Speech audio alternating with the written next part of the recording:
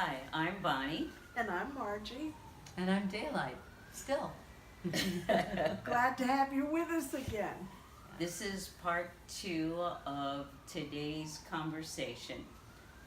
We've been talking to Daylight.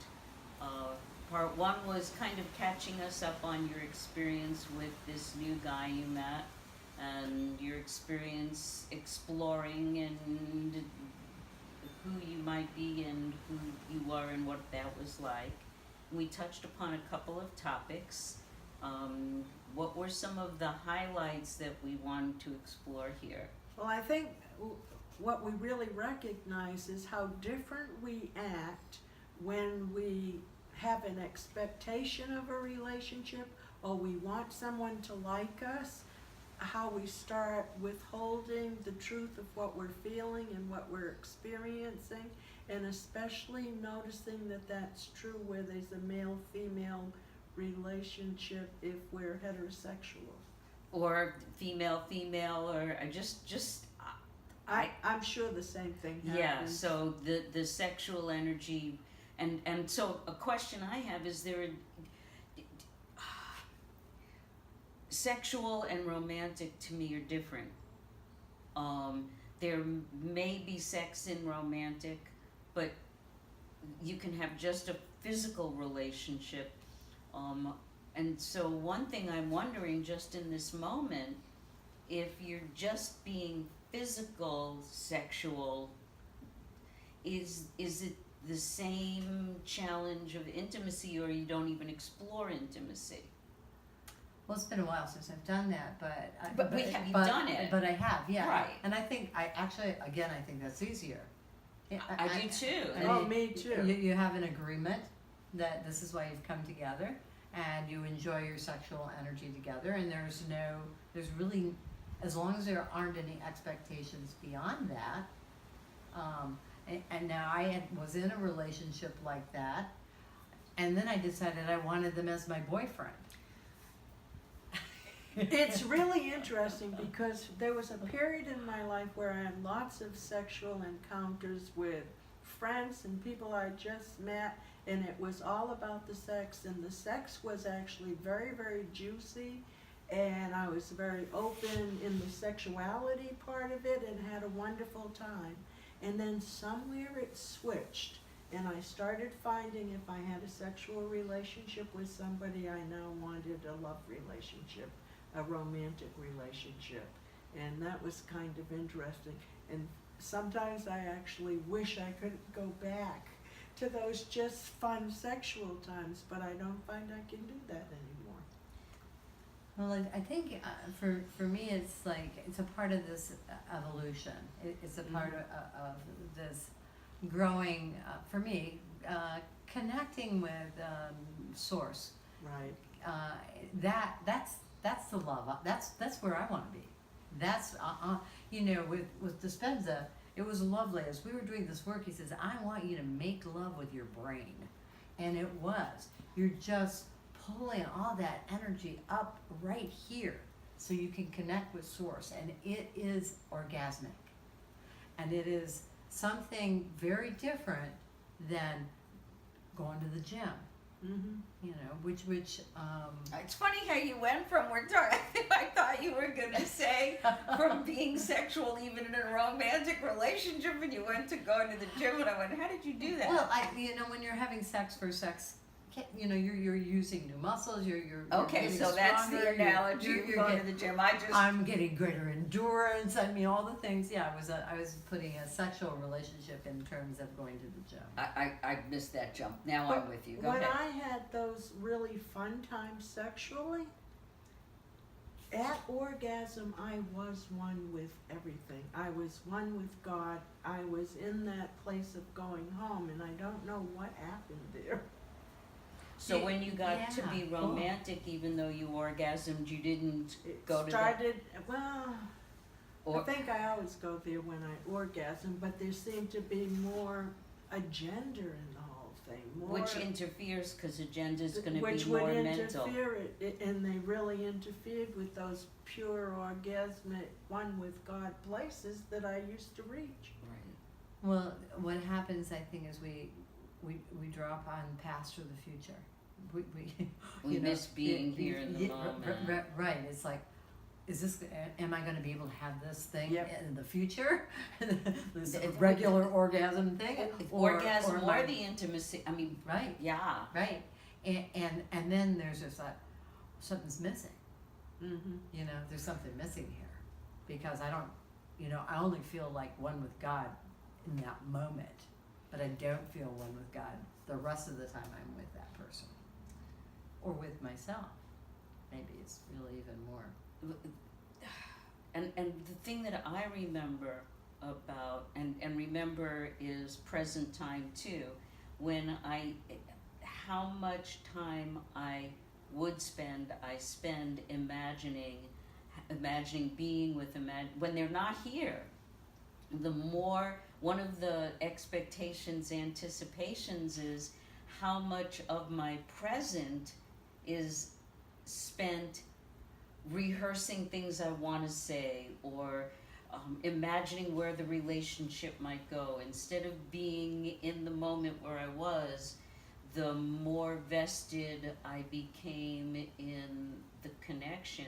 And that doesn't happen with my friends, male or female. Well, you know, that's what I liked about Michael, because I didn't. When you know, I mean, I didn't know where it was going to go, but I didn't think about Michael when, because Michael's in Colorado. I mean, I was just living my life. Mm-hmm. Right. I did not spend any time pining about Michael. And there's somebody floating around in my life now, and I don't spend any energy on them unless they're right in front of me. But has that always been true? I think this is something that I'm very grateful for. That somehow I've been given an opportunity to be enamored by my own life.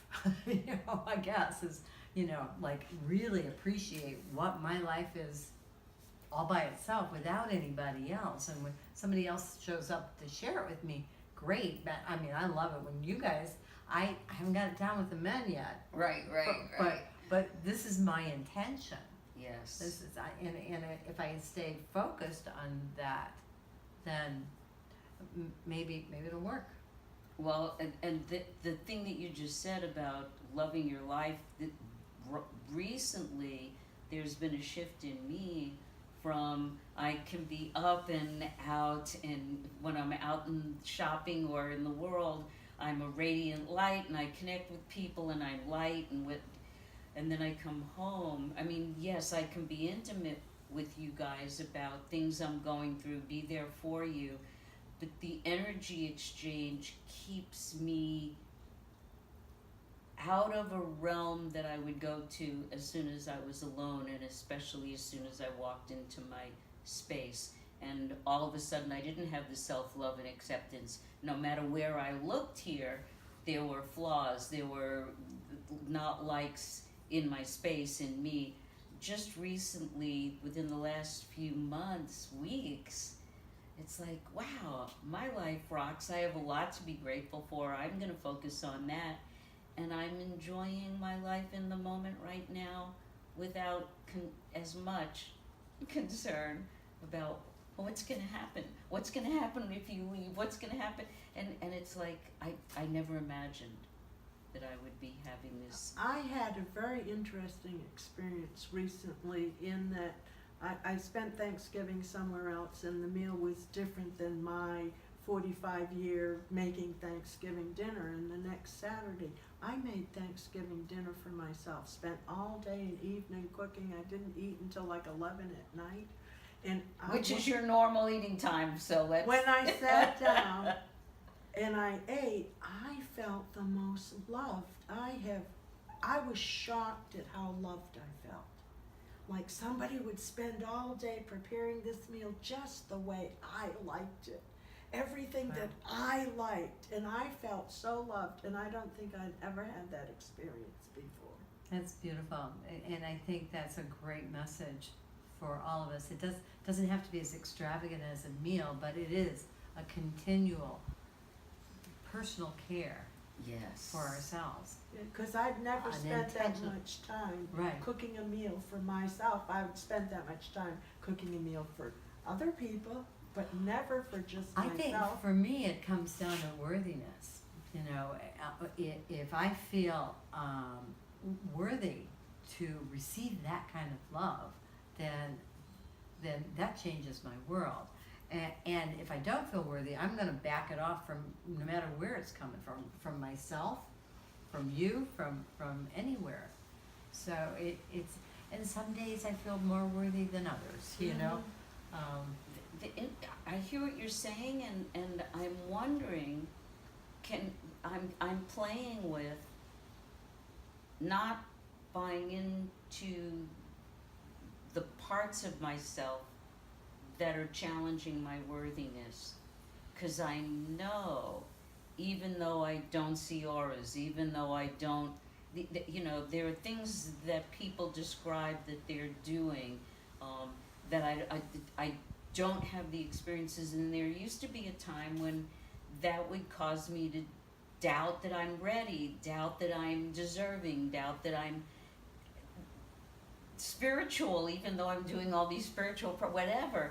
And now I'm getting to the point of I am who I am fine in this moment, I'm part of this evolving universe, and and you guys know me really well. I used to want to analyze everything and make distinctions about, I mean, you would go to me, wait.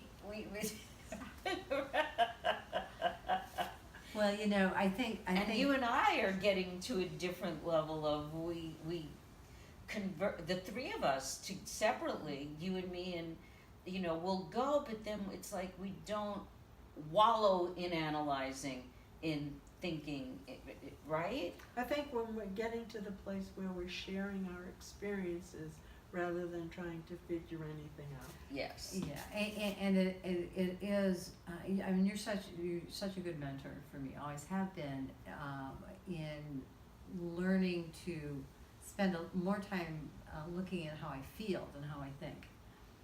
Because when I go, and I'm a mental person. You know, there's no question that's who we are. Yeah. You know, 5 planets in Virgo. What can I do? You know. Oh dear Virgo sister. So, but this all these different things that we do, that whether it be the Course in Miracles or Joe Dispenza or meditation or chanting or any of it is about going to the place of feeling. It is about the value of connecting with the heart and the brilliance that the heart provides for us in terms of thinking or. Well, another thing that I'm noticing is when I'm really present, that I am just open. I'm not thinking when I'm really present. I may be appreciating, I may be enjoying, I may be noticing beauty and aliveness, but I'm really not thinking about much of anything, and I feel expansive and open. Beautiful, beautiful. The other go-to for me is gratitude. Mm-hmm. You know, when I'm like in any way feeling a victim of anything, if I can, you know, consciously say, okay, that's not where I want to be, and then look around. Mm-hmm. You know, look, I mean, Yeah. look around and say, oh my God, you know, I have so much, Yes. and that brings me very present. Also, it makes me very present. One of this whole thing of feeling and heart, for me, there's also remembering to come into my gut. That in some models we have 3 brain centers, well, 7, 3, God knows, but it's like, you know, I have a gut feeling. We put gut and feeling together, and I don't know whether it's that I'm not thinking, as all of me is in this moment as an integrated whole, and my brain thinking, analyzing, judging, good or bad, judging is not dominating my space. I'm in a more wholeness being, which goes back to the vulnerable, open, honest. I feel safe in the world. It doesn't matter how I show up with you guys. I know you guys, and I'm starting to tear up. I know that you guys love me when I'm down or when I'm up, when I'm challenging you, or there's an acceptance, a love that we have individually and in our family. Look at like No, it's so interesting because you were starting to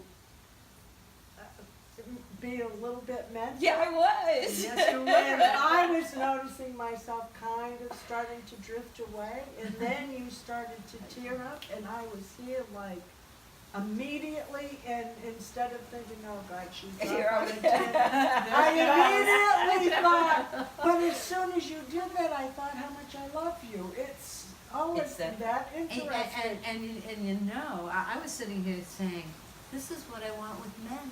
Yes, yes. Yeah, me This too. This is what I want with my partner. Well, and I have this with Speed. He's my best friend. I can tear up. I don't have, oh, I can't say this to him. So it's not men, and yes, I know. I want him to like me too much to be Still, I thought you would not know that. Well, But more over it.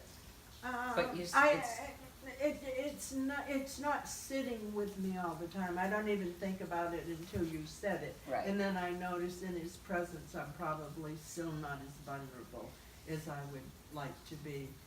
But I don't think about it anymore. and I don't have anyone in particular, but I think it would be really nice to be kissed and have Oh, sure, yeah. I miss all kissing. that Anybody stuff. want to kiss? But you have to eye gaze first. My phone number is Or email us and we'll get you in touch with her. But there again, we're saying generically men, and Kevin and me, Kevin and you. There's not and God knows there was with me with Kevin, and that's part of what changed is I started walking on eggshells with him and with Speed till I broke up with both of them, and now you can be friends with them.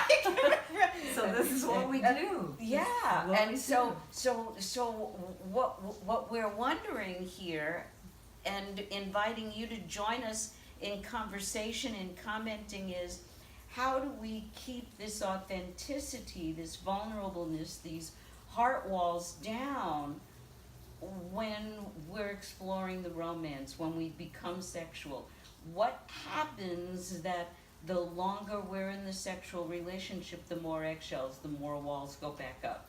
You know, it's really interesting because I had dinner with, there were 6 of us, 6 women. 3 were married, married or in relationship, and all of them happy. Mm-hmm. And some of those relationships were 30 years long. I mean, one person had never seen a nude body except her husband's. Wow. Wow. Right. So, Whoa. and so Not my experience. so the 3 Sexual of us, and otherwise, are you being a nudist? What can I say? so the 3 of us who were not with partners asked each of them to share with us how they got it to work. Mm-hmm. You know, and of course it wasn't all, you know, I mean, it didn't always work. I mean, shit happens, that's why you're with somebody. Right. It is, but there was this underlying respect that, you know, an honoring and a respect of the other person was so core. It wasn't, you know, it went beyond needing to be right, any of that stuff. It was, and you know, I loved what you guys were talking about with Scott, and I was really thinking about the whole love versus trust versus truth, and I saw them all as very different from one another. It was really wonderful. But I liked, I really liked seeing that as possible. And daylight's referring to a conversation that Margie and I had with our friend Scott, that's also on YouTube. And I thought we were gonna kind of continue that conversation, but we went off on another tangent, so maybe we have to have another conversation. Yeah. And what I'm looking forward to is somehow figuring out, maybe Zoom is the way to do it, having more than the four of us and a couple of other people to be right. Go ahead. Absolutely. I mean, I just did a conference call the other day, and we had all five of us up there, and everybody's able to speak. Right. And so Yes. it's not, this isn't rocket science. We can do this. It's, Right. And I think the program that my friend was using was Zoom. Yeah. And it was free. Yeah, Yeah, we've we got that have- covered. we've We've got got it. that. Yeah. Let's not go into the logistics. Okay.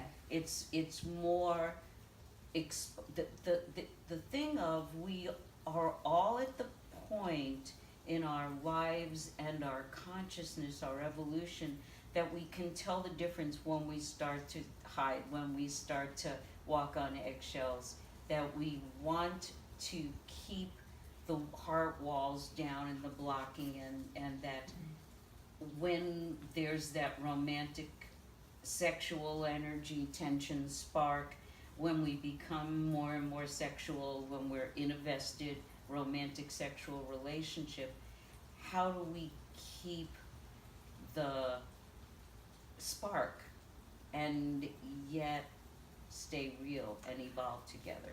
Wow, as I was sitting here thinking, I realized when I was a kid, like when I was 13, 14, coming into that age, I had guy friends. I did. I had a lot of guy friends. And I was not willing to risk losing that friendship for a romance. Right. I Right. mean, I wasn't, I was not going to go there because I valued, and I'm wondering if I'm not doing the same thing. It's interesting because I was thinking about when you were talking about the 30-year relationships. The best relationship I had with a guy in my life lasted 6 years. There was lots of differences in our life. There was a huge difference in our age, so that it really, when we ended, it was friendly, and it was because of those things. But I was that in love, infatuated with him for the entire 6 years. And I realized that it was a conscious decision, because there were those things that could annoy me, and I went, I don't care, I like loving him. I don't care, I like loving him. I get that totally. There was a time where he had a flirtation with somebody else, and it didn't upset me. It upset me only slightly. It would start to, and I'd go, I don't care about that, I just like loving him. And I thought that if I happened to have another relationship, I would like to approach it in the same manner. I loved my second husband that way, and people thought I was nuts. Yeah. But I did. I told him there's nothing I would ever want to change about him. There was one thing though that I wanted to change. I wanted him to love me, and I never felt he did. But that was the only thing. And I felt loved by this guy, but he wanted children and I didn't. It's like, no, I've been there, done that. And so we split up so he could go do that adventure in his life. Well, I don't know where we are in this, but probably it's at wrap-up time. Yeah. Perfect. Yeah, we don't know if we covered anything, this made any sense, you enjoyed it, but we'd love to hear from you. Yes. Bye-bye. Thank you for listening. Bye now. Bye.